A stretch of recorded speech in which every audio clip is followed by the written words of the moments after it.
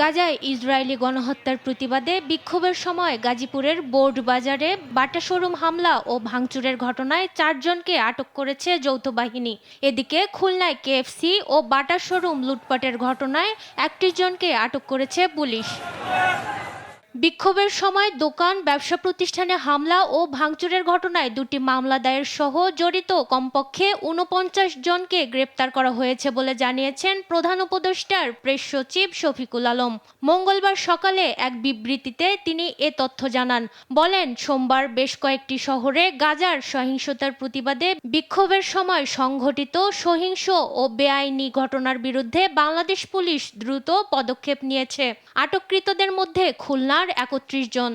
বাটা শোরুমে এই ইসের নাম করে আগ্রাসনের প্রতিবাদে একটা প্রতিবাদ মিছিলের নাম করে দেশকে অস্থিতিশীল করার মানুষে কতিপয় দুষ্কৃতিকারী হামলা চালায়।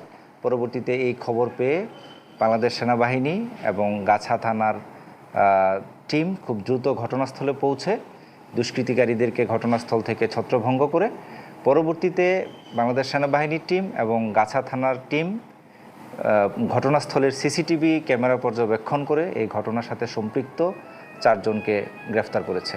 লুটপাট ও ভাঙচুরে জড়িত ব্যক্তিদের শনাক্ত করার জন্য বিক্ষোভের সময় ধারণ করা ভিডিও ফুটেজ পর্যালোচনাও করছে আইনশৃঙ্খলা বাহিনী।